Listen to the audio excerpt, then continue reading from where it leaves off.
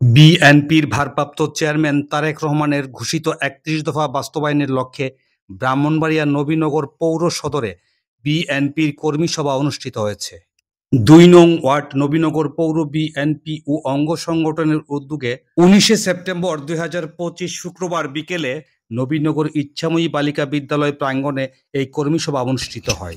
নবীনগর পৌর বিএনপির সহসভাপতি মোহাম্মদ দেলোয়ার হোসেনের সভাপতিত্বে প্রধান অতিথি হিসেবে বক্তব্য রাখেন ব্রাহ্মণবাড়িয়া ৫ নবীনগর আসন থেকে ধানের শীষের মনোনয়ন প্রত্যাশী নবীনগর উপজেলা বিএনপির সভাপতি অ্যাডভোকেট এম এ মান্নান।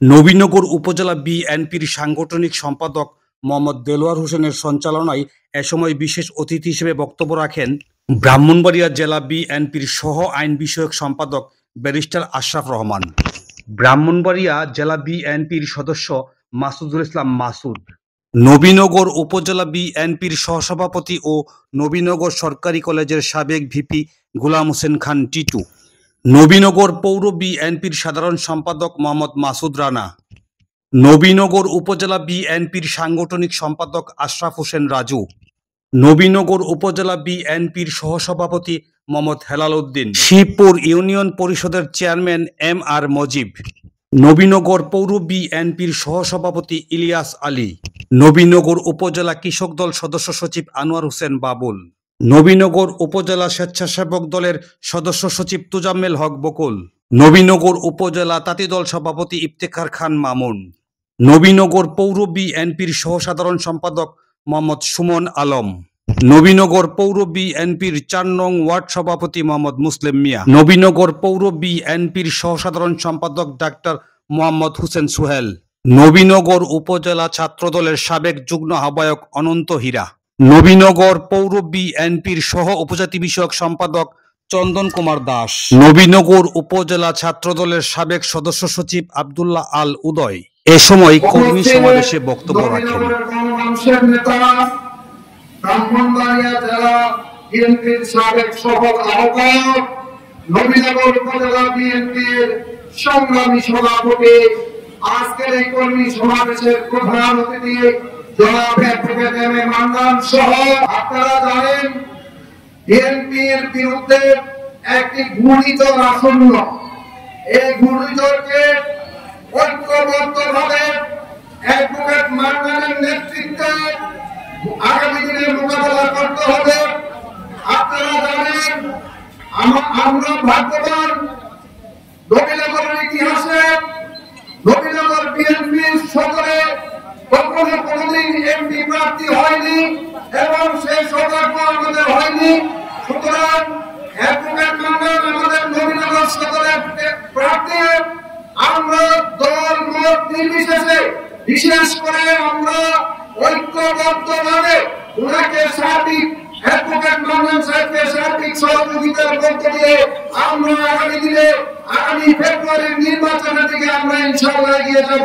সে আশা প্রত্যয় ব্যক্ত করে সকলকে আন্তরিক ধন্যবাদ, কৃতজ্ঞতা জানিয়ে আমি বিসমিল্লাহির রহমানির রহিম ৩১ দফা বাস্তবায়নের লক্ষ্যে আজকে যে আয়োজন করেছেন তিনি আমাদের ২ নং ওয়ার্ডের সম্মানিত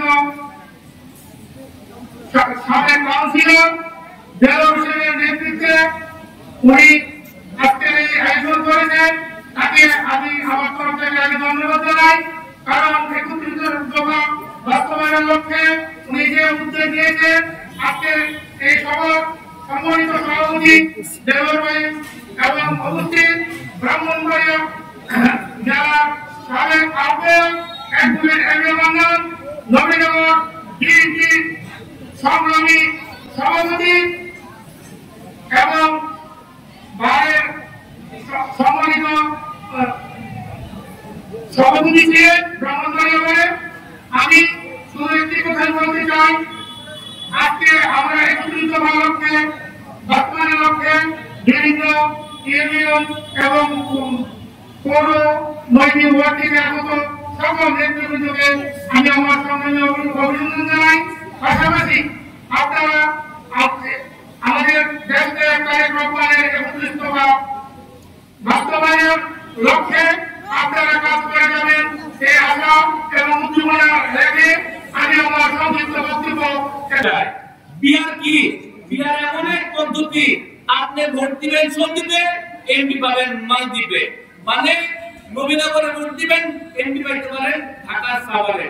এই কারণে আমরা বিএনপি নেতা কর্মীরা ঐক্যবদ্ধ থাকতে হবে, ঐক্যবদ্ধ থাকতে হবে। আমরা বিএনপি যাকেই নমিনেশন দিবে তাকেই আমরা এমপি হিসাবে দেখতে চাই। আমাদের সকলের প্রত্যাশা থাকবে আমরা ঐক্যবদ্ধ ভাবে থাকবো, ধানের শীষকে আমরা আজকে সভাপতি তারেক রহমান সাহেবের নিকট আমি আকুল আবেদন করি, আমাদের বিএনপির প্রার্থী হিসেবে মান্নান ভাইকে মনোনয়ন দিয়ে নবীনগর পাঠালে ইনশাআল্লাহ আমরা আগামী দিনে মান্নান ভাইকে এমপি হিসাবে উপহার দিয়ে আজকের এই কর্মী সভার সম্মানিত সভাপতি, প্রধান অতিথি হিসেবে উপস্থিত আছেন নবীনগরের মাটি অনুষ্ঠিত নবীনগর উপজেলা বিএনপির বিপ্লবী সভাপতি, পরিচ্ছন্ন রাজনীতিবিদ, আমাদের সকলের অভিভাবক জনাব এডভোকেট আব্দুল মান্নান। উপস্থিত আছেন উপজেলা পৌরসভা বিএনপির নেতৃবৃন্দ, যুবদল, ছাত্রদলের নেতৃবৃন্দ, মহিলা দল, কৃষক দল, স্বেচ্ছাসেবক দল, জাতীয় দল সহ সকল অঙ্গ সহযোগী সংগঠনের নেতৃবৃন্দ, সমবেত সুধী মণ্ডলী, আসসালামু আলাইকুম। নবীনগর উপজেলা বিএনপির সংগ্রামী সভাপতি জননেতা এডভোকেট আব্দুল মান্নানকে প্রধান অতিথি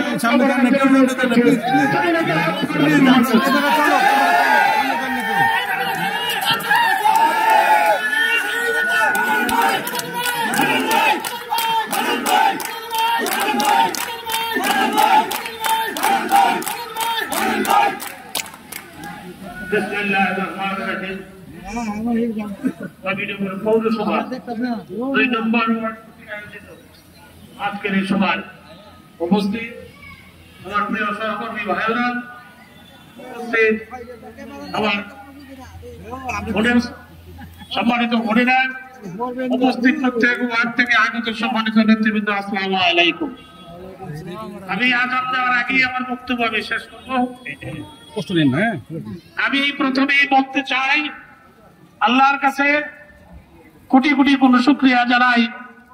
আজকে আমি এটা আমার বাড়ি পৌরসভার ভিতরে, আমার এই বাড়িতে বসেই আজকে আমার এই সভা করার সুযোগ হয়েছে। আজকে আমি এখানে কোনো অতিথি নই, আমি এখানে প্রধান অতিথি বা এই কিছুই না, এটা তো আমার বাড়ি, পৌরসভার 5 নম্বর ওয়ার্ডে আমার বাড়ি। ভাইয়ের আমার, আপনারা দীর্ঘক্ষণ বক্তব্য শুনছেন, আমি আমার বক্তব্য দীর্ঘায়িত করবো না।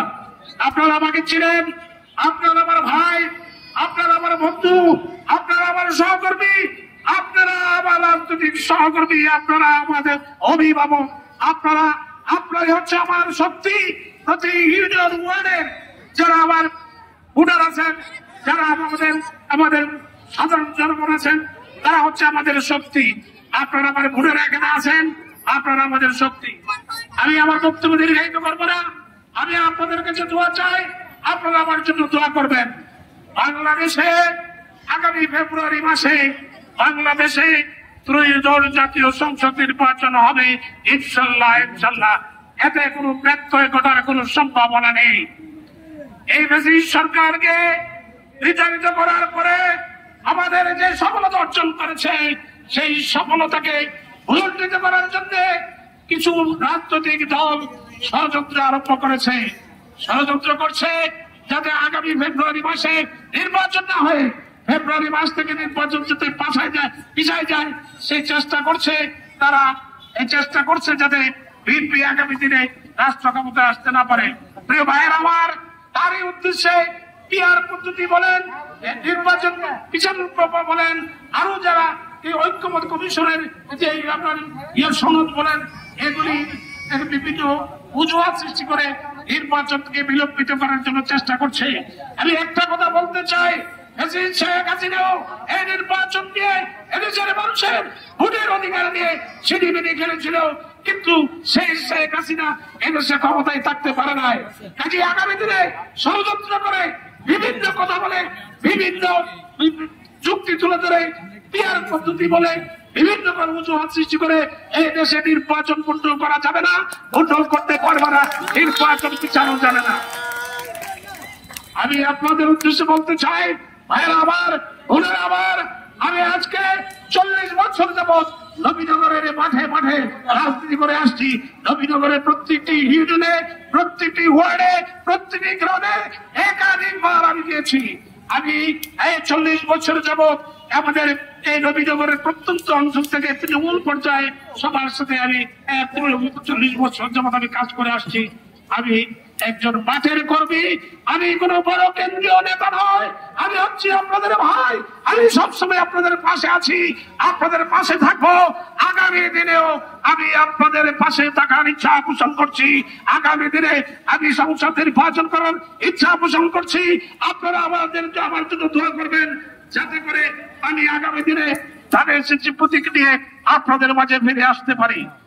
একটি কথা আমি বলতে চাই, রাজনীতি আমি কোন নেতা হওয়ার জন্য এখানে আসি নাই। আমি এসেছি আপনাদের মাঝে থাকার জন্য, আপনাদের কাছে দোয়া নেওয়ার জন্য। আমি চাই আগামী আমার যে জীবন, আমার যে বয়স, সে আগামী আমার জীবনটা যেন আমি নবীনগরের মানুষের সেবায় নিয়োজিত করতে পারি। আমার এটাই আমার ইচ্ছা, এটাই আমার জীবনের দিয়েছে।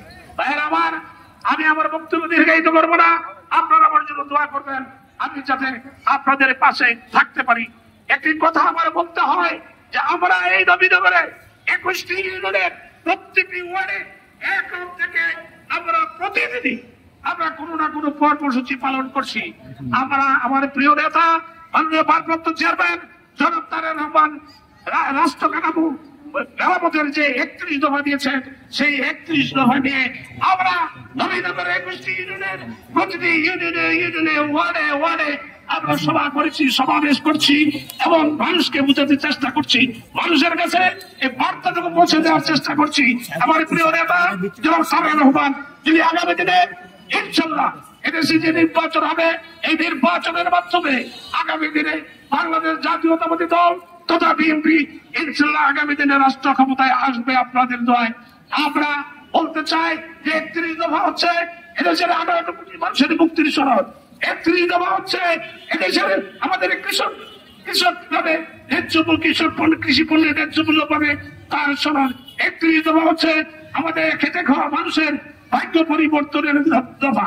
কাজেই আপনারা এই আমাদের প্রিয় নেতার 31 দফার এই কর্মসূচি আপনারা প্রতিটি ঘরে ঘরে পৌঁছে দিবেন। আমার অসংখ্য মা বোনেরা আছেন, আপনাদের কাছে আমার আহ্বান থাকবে, আপনারা গ্রামে গ্রামে আমাদের মা বোনদেরকে আপনারা আমাদের প্রিয় নেতা জনাব তারেক রহমানের 31 দফার বার্তা আপনারা পৌঁছে দিবেন। এবং আগামীতে বাংলাদেশে ফেব্রুয়ারি মাসে যে ত্রয়োদশ জাতীয় সংসদ নির্বাচন হবে, সেই নির্বাচনে ধানের শীষে ভোট দেওয়ার জন্য প্রস্তুতি নেওয়ার জন্য আহ্বান জানাবেন। আমি আমার বক্তব্য দীর্ঘায়িত করবো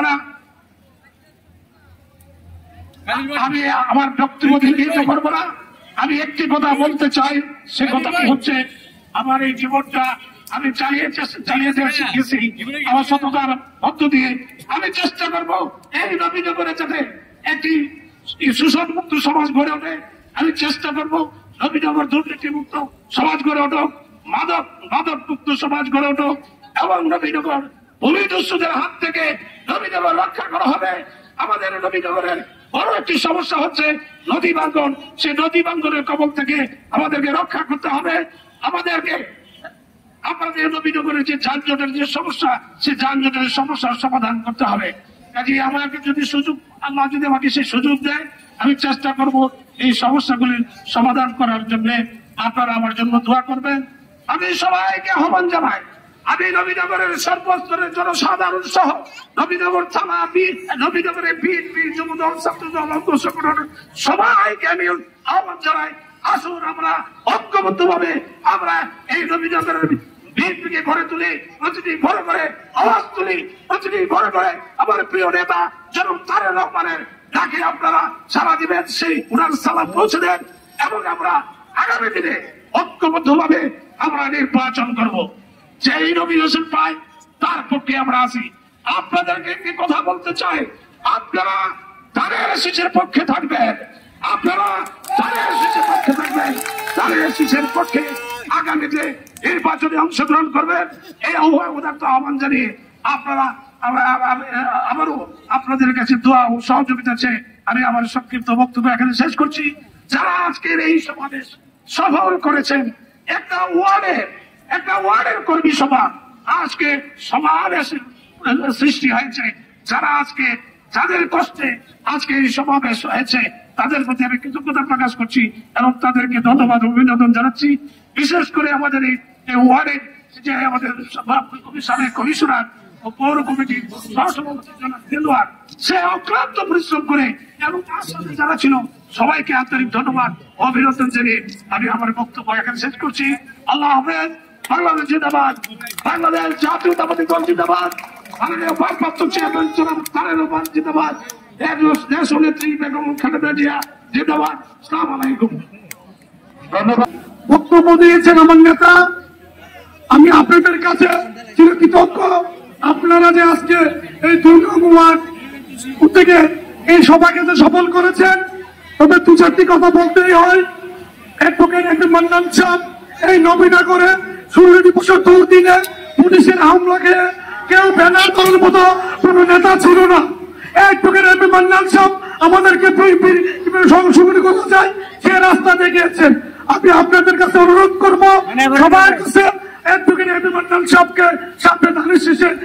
তথ্যচিত্রে মুজিবুর রহমান শামীম, নবীনগর খবর।